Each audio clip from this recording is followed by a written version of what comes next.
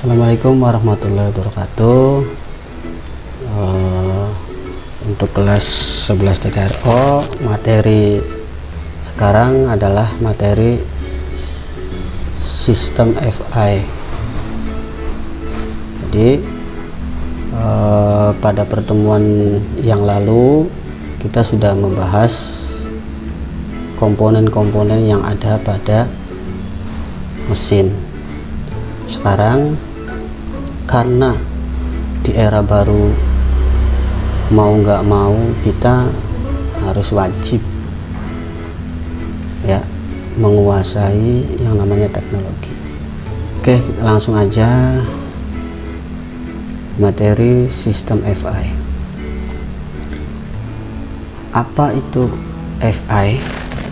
Jadi sebenarnya FI itu sendiri sebuah sistem yang ada atau yang digunakan pada mesin Toyota atau pabrik Toyota. Kalau untuk yang lain daripada Toyota itu ada juga, tapi namanya bukan FI. Jadi FI itu sebenarnya adalah sebuah sistem yang mana digunakan oleh pabrik Toyota. Apakah FI itu? FI adalah singkatan dari Electronic Fuel Injection, di mana pengontrolan campuran udara dan bahan bakar dilakukan secara elektronik sebagai pengganti karburator. Jadi FI itu adalah pengganti daripada karburator. Jadi kalau mesin yang menggunakan FI itu sudah jelas tidak memakai karburator atau diganti dengan FI itu. Jadi FI itu sendiri terdiri dari banyaknya sensor-sensor, yang mana diantaranya adalah sensor-sensor seperti sensor kevakuman, sensor throttle, sensor temperatur air, sensor RPM, dan lain-lainnya sebagai pendeteksi kondisi kerja mesin oleh ECU. Jadi sistem kerja daripada FI itu adalah mendeteksi campuran bahan bakar yang dominan, kemudian dimasukkan ke dalam ruang bakar. Sedangkan kalau pada karburator itu kan pengaturannya masih memakai manual, sedangkan kalau FI itu sudah memakai elektronik atau sudah tidak bisa ditawar lagi. Kemudian yang kedua adalah ECU melalui injektor menginjeksikan bahan bakar ke intake manifold untuk dicampur dengan udara dengan campuran sesuai dari nilai sensor di atas. Nah itu.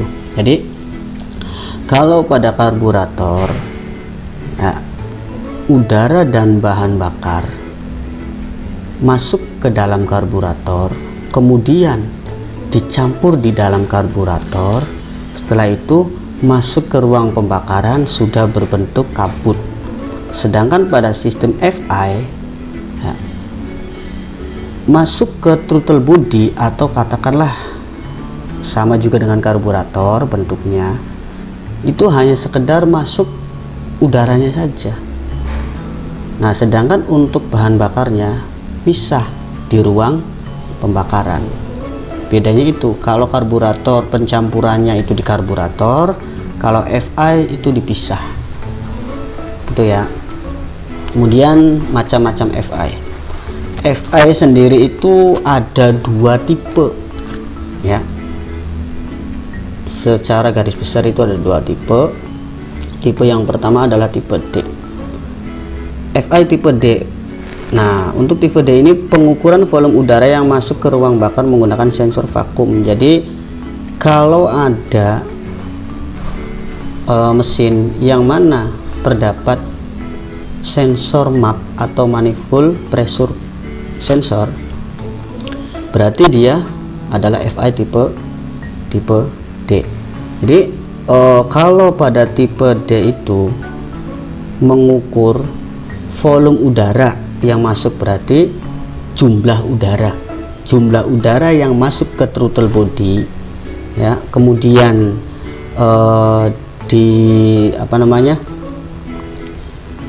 dideteksi oleh sensor. Setelah itu sensor memberikan hasil deteksinya itu ke ECM atau ECU. Nah, ini ada gambarnya. Di situ ada udara masuk ke intake manifold. Udara masuk ke intake manifold, kemudian baru ada vakum sensor, ya kan? Vakum sensor dia mendeteksi kevakuman udara itu sekian, baru dia melaporkan ke ECM atau ECU. Nah, ECM atau ECU dia memberikan sebuah perintah atau aktuator kepada mesin. Nah, sebelum ke mesin berarti memberikan aktuator atau perintah kepada injektor. Injektor itu fungsinya untuk mengabutkan atau menginjeksikan atau menyuntikkan bahan bakar di ruang bakar. Itu tipe D. Selanjutnya ada FI tipe L. Nah, kalau pada tipe L itu yang dideteksi adalah pengukuran volume udara yang masuk ke ruang bakar menggunakan sensor aliran udara atau airflow. Jadi kalau ada mesin FI yang mana dia terdapat sensor airflow meter ya, atau sensor aliran udara atau kecepatan udara, nah itu berarti menandakan FI tipe L. Oke, itu gambarnya. Udara masuk kemudian dideteksi oleh airflow meter. Nah, setelah itu airflow meter memberikan laporan ke ECU. Baru dari ECU dia memberikan perintah kepada injektor. Nah, baru dari injektor itu keluarlah bahan bakar di ruang bakar. Itu jadi secara global FI itu dibagi menjadi dua tipe. Tipe pertama adalah tipe D, yang mana tipe D itu adalah mengukur tingkat kevakuman, jadi padatnya udara yang masuk. Itu ya, padatnya udara yang masuk. Kemudian yang tipe yang selanjutnya tipe L itu adalah mengukur jumlah udara yang masuk atau aliran masuk. Kalau tadi tekanannya udara berapa, berarti tipe D. Kalau yang tipe L adalah aliran. Awas, aliran dengan tekanan beda. Itu ya, dua tipe. Nah, di sini ada perbedaan sistem karburator dan sistem FI. Jadi pada saat mesin di starter, ya, di starter berarti mesin nyala. Nah, kita ke karburator dulu. Pada saat mesin di starter, udara yang ada dari luar masuk melalui karburator, ya kan? Situ ada cup palep. Nah, dari situ sebelum keluar dari cup palep atau sebelum masuk ke ruang bakar, dari situ proses campuran antara udara dan bahan bakar. Jadi pada saat masuk ke ruang mesin sudah berbentuk kabut. Sama juga kalau karburator itu, kalau kita contohkan adalah semprotan nyamuk. Itu ya, semprotan nyamuk. Kalau semprotan nyamuk baygon itu kan kita semprot pakai udara, kemudian di bawahnya itu ada yang namanya minyak, baru kita semprot dengan atau kita tekan dengan udara, maka akan menjadi kabut. Itu contoh yang sederhana dari karburator. Kemudian yang kedua FI. Nah, FI di sini adalah pada saat udara masuk, ya kan, udara masuk, maka sensor dulu yang mendeteksi bahwasanya, jadi pada FI itu hanya sekedar udara saja yang masuk. Nah ya, udara saja yang masuk, baru dicampurkan sebelum di ruang bakar. Jadi ada lagi ya, ada modelnya, ada yang sebelum ruang bakar, ada juga yang pas di ruang pembakaran. Itu jadi perbedaannya di situ saja. Kalau karburator itu bahan bakar dan bensin, bahan bakar dan udara jadi satu. Kalau pada FI itu bahan bakar dan udara terpisah. Itu Selanjutnya, nah di sini pada saat melakukan percepatan. Jadi pada saat melakukan percepatan atau akselerasi atau gas spontan, di sini ada pompa jet. Nah di situ pompa jet mengeluarkan atau memompa bensin ke ruang manifold atau intake manifold. Baru di situ adanya proses pengabutan. Sedangkan pada injeksi itu pada saat akselerasi, air flow meter atau udara itu dipercepat. Semakin cepatnya udara atau semakin banyaknya udara yang masuk, otomatis semakin banyaknya bensin. Selanjutnya ini ada komponen-komponen FI dan fungsinya. Nah di sini yang pertama adalah sensor-sensornya ini ya. Yang pertama ISC atau idle speed control. Jadi ISC ini fungsinya adalah untuk mendeteksi kecepatan ya, ISC ini atau idle, kalau bahasa bengkelnya langsam. Jadi kalau misalnya ada mesin FI yang nggak bisa langsam, berarti bisa jadi ISC nya rusak atau kotor. Kemudian selanjutnya adalah throttle sensor. Nah throttle sensor ini adalah komponen pada throttle body yang mana fungsinya adalah mendeteksi pembukaan daripada throttle itu sendiri. Maksudnya pembukaan itu untuk apa? Jadi semakin buka berapa derajat berarti ada aliran udara yang masuk.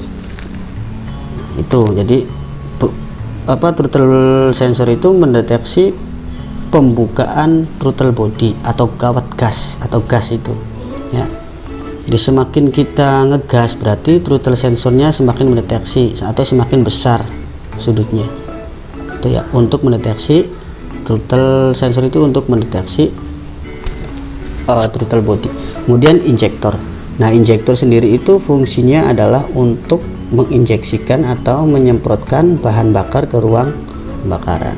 Kemudian di situ ada cam angle sensor. Nah jadi di dalam komponen FI itu banyak pendukung-pendukungnya ya, bukan hanya sekedar ISC, bukan hanya sekedar throttle sensor, bukan sekedar injektor, tapi ada cam angle sensor. Jadi crankshaft atau camshaft atau noken as itu ya ada sensornya. Nah fungsinya untuk apa? Di situ pada saat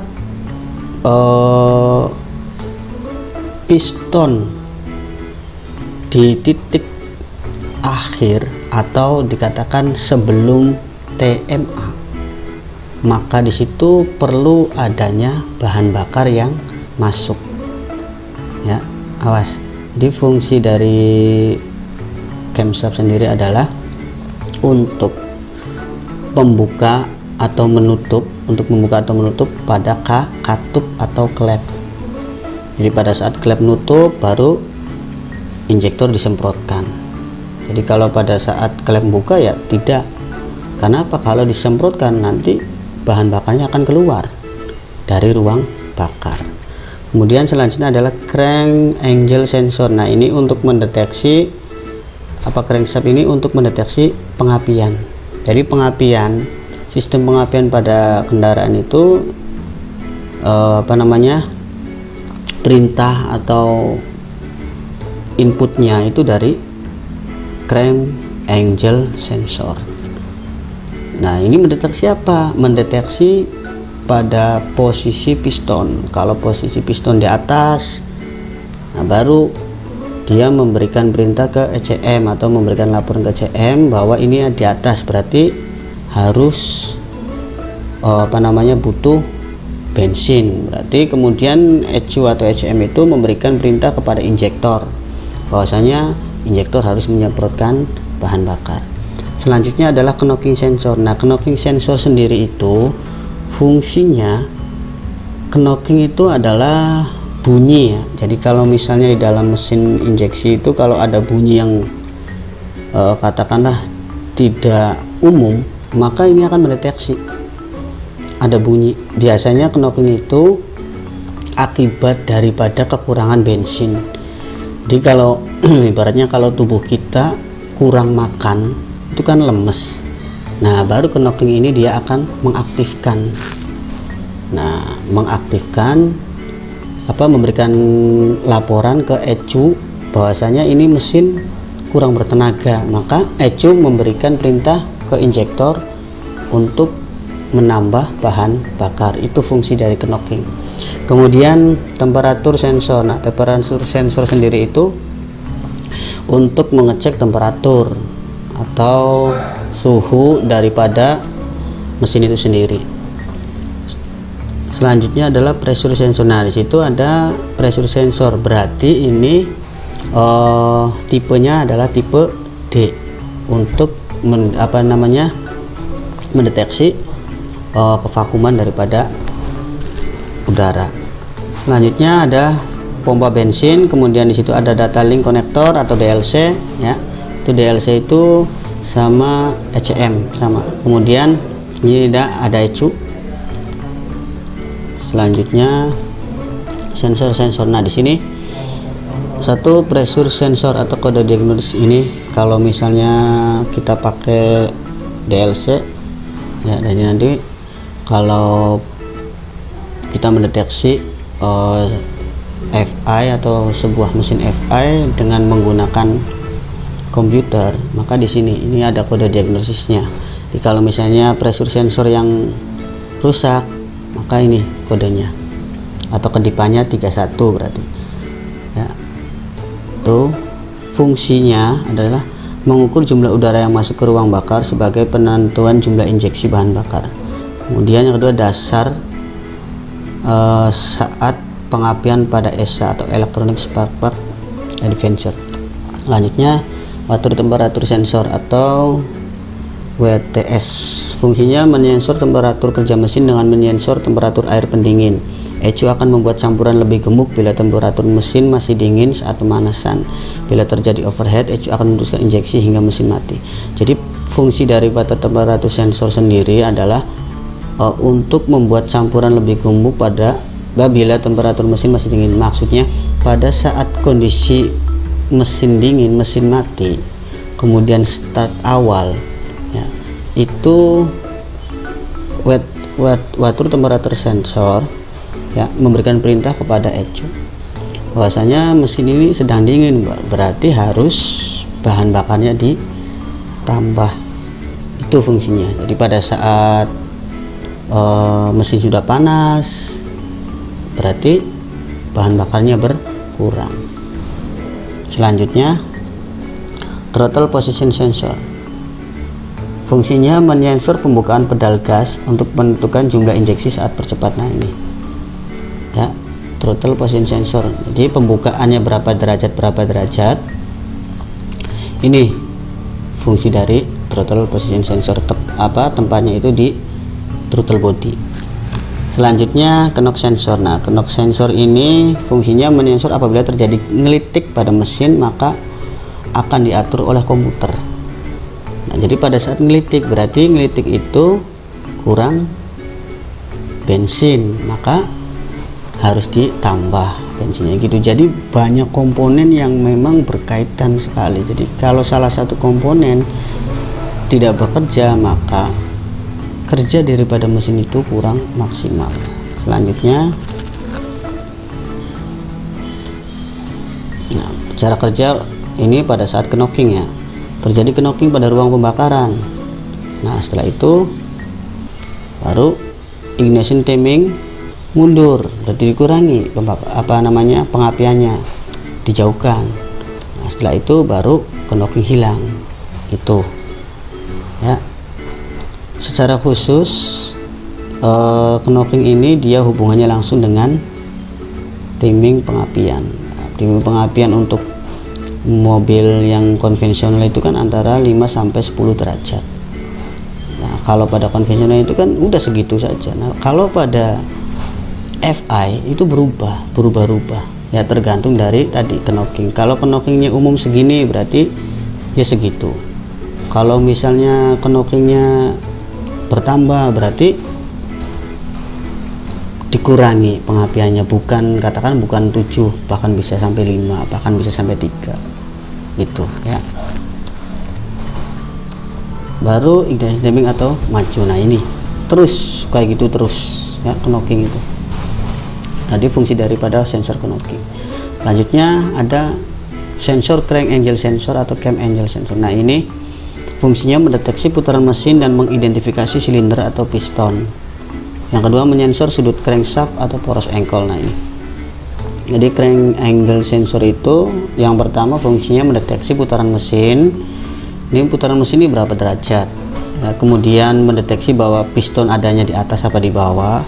Kemudian yang kedua fungsinya menyensor sudut crankshaft, sudutnya itu berapa derajat, ada yang 0 derajat. Kalau pas posisi 0 derajat berarti bensin harus bisa masuk itu ya.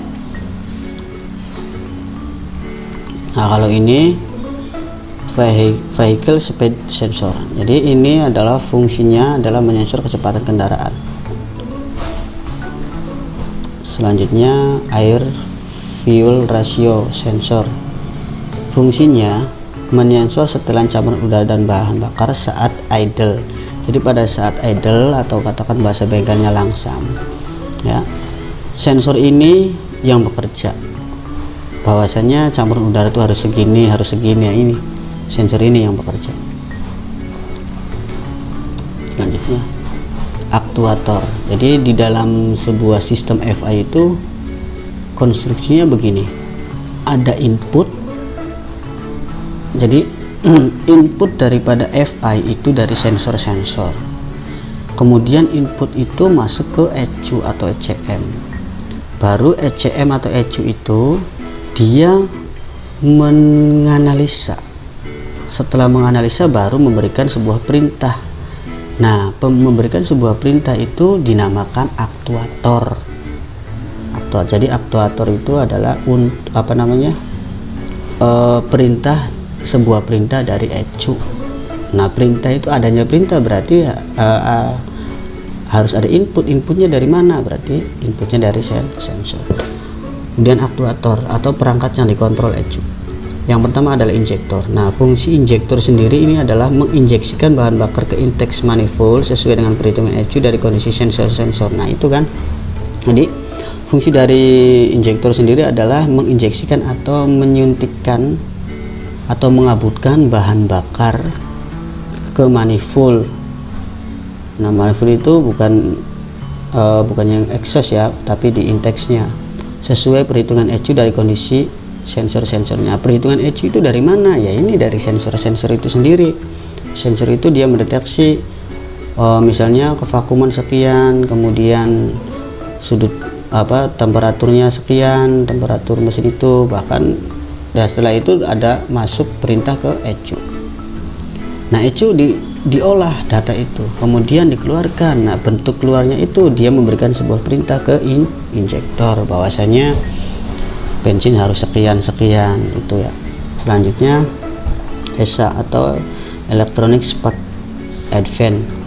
Nah, ESA sendiri, nah ini perbedaan. Kalau pada mesin konvensional, coil itu satu mesin, satu coil. Jadi satu coil membawahi 4 busi. Sedangkan pada sistem FI itu ada namanya sebuah sistem namanya ESA ya, Electronic Spark Advance. Jadi satu busi itu satu coil. Berarti kalau ada 4 busi berarti 4 coil. Ini fungsinya mengontrol saat pengapian berdasarkan dari sensor-sensornya. DLI atau distributorless ignition atau tidak menggunakan delco tuh. Jadi dia tidak menggunakan delco atau distributor. Nah, terus tahunya bahwa piston ini mau butuh pembakaran, piston 1 misalnya butuh pembakaran, itu dari mana? Nah, itu fungsi daripada crankshaft sensor. Crankshaft sensor mendeteksi bahwasanya misalnya piston ada di atas, maka crankshaft sensor memberikan laporan ke ECU. Baru ECU memberikan aktuator atau perintah ke ignition coil untuk memercikan bunga api. Selanjutnya Ini ada apa namanya grafiknya ya. Kalau pada yang bawah ini adalah yang biasa ya. Jadi pada saat kita apa namanya kondisi dingin, kemudian pada saat yang di atas itu pada saat kondisi sudah panas, jadi jelas berbeda. Selanjutnya ini mengontrol kecepatan ideal atau stasioner. Nah ini ideal ISC atau ideal speed control, bentuknya begitu ya. Terus kontrol pompa bahan bakar. Jadi dalam sebuah sistem FI bahan bakar juga itu dikontrol oleh ECU. Itu gambarnya. Jadi pada saat kunci kontak on, bahan bakar itu dia memompa ke injektor, tapi tidak mengeluarkan bahan bakar, hanya sekedar memompa. Karena apa? Karena injektor untuk untuk mengaburkan itu kan butuh tekanan, makanya dipompa biar di dalam pipa-pipa bensin itu terdapat bahan bakar, biar ada tekanan, makanya dipompa dulu. Dipompa bahan bakar akan off bila mesin mati. Jadi pada saat mesin mati, makanya kalau untuk FI ini pompa juga dia harus menggunakan arus DC atau harus menggunakan aki atau baterai. Tapi kalau untuk yang konvensional dia tidak menggunakan aki atau arus, dia hanya bergantung pada mesin. Pada saat mesin berputar, maka dia akan memompa dengan sendirinya gitu. Selanjutnya ini untuk AC, ini juga sama untuk AC. Nah, bagaimana mendiagnosis sistem FI? Ada dua cara mendiagnosis sistem FI. Yang pertama dengan menggunakan diagnosis tester. Ini kalau dari Daihatsu ya, karena kebetulan modul ini dari temen dari Daihatsu. Kemudian dengan menghubungkan diagnosis tester ke DLC pada kendaraan, maka diagnosis tester tersebut dapat berkomunikasi dengan komputer atau ECU mesin. Apapun yang ingin kita ketahui kondisi kerja mesin dapat dilihat pada diagnosis tester, termasuk kerusakannya. Jadi ini untuk mendeteksi sistem FI itu ada dua cara. Yang pertama dengan menggunakan diagnosis tester, atau kalau bahasa kitanya dengan komputer ya. Kemudian yang kedua adalah tidak menggunakan diagnosis tester atau hanya menggunakan service wire. Dengan menggunakan FIT dengan ground pada DLC, maka kita dapat mengetahui kerusakan yang terjadi pada sensor-sensor. Nah ini di situ ada pin 1, 2 sampai 8, kemudian yang bawahnya 9 sampai 16. Nah ini kita harus tahu pin 1 itu apa, pin 2 itu apa ya. Nah di situ jadi letak perbedaannya tidak bisa visual. Jadi kalau pada komputer dia langsung mendeteksi bahwa bahan bakarnya ini yang digunakan berapa, speednya berapa, kemudian tekanan daripada udaranya berapa, bensin yang keluar itu berapa per detiknya, terus arus AC arus DC nya itu berapa, baterainya itu bisa dilihat kalau kita pakai DLC atau tester tadi dengan menyolokkan ke komputer. Tapi kalau tidak menggunakan diagnosis tester, ini hanya sekedar manual. Kita tidak bisa mengetahui kerja mesin itu bensinnya butuh berapa, sekarang lagi jalan tuh berapa, tekanannya itu nggak bisa diketahui ya. Nah ini untuk diagnosis. Jadi ini diagnosis itu kalau tidak memakai alat atau tadi kita pakai kabel jumper, pakai kabel aja, itu berarti yang harus di jumper adalah pin nomor 4 dengan 12. Nanti setelah kalian jumper, di tanda indikator injeksi di instrumen itu akan menyala.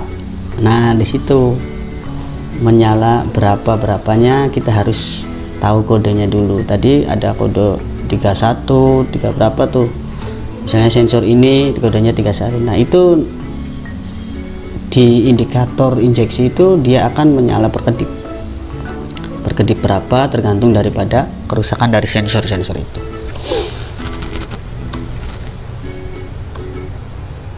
Nah ini ada itu berarti kan normal kondisinya kan. Jadi begitu kita jumper, dia kondisi instrumen FI itu dia nyalanya begitu, berarti normal.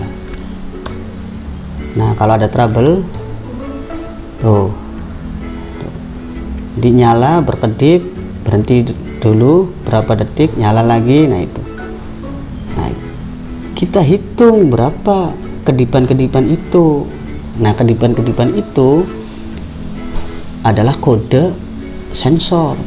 Misalnya kode sensor daripada tadi TP atau apa itu 31 misalnya, berarti 3 kedipan panjang misalnya, atau 3 kedipan lambat, satunya kedipan cepat, berarti 31 begitu. Nah ini kan PO 135/23 item yang terdeteksi malfungsi rangkaian heater oxygen sensor atau OS. Area trouble hubungan singkat atau terbuka pada rangkaian heater oxygen sensor. Nah ini kan sudah bisa dideteksi kodenya itu kan 23 berarti kodenya itu. Nah cukup sampai di sini saja, semoga bermanfaat. Sekian dan terima kasih. Assalamualaikum warahmatullahi wabarakatuh.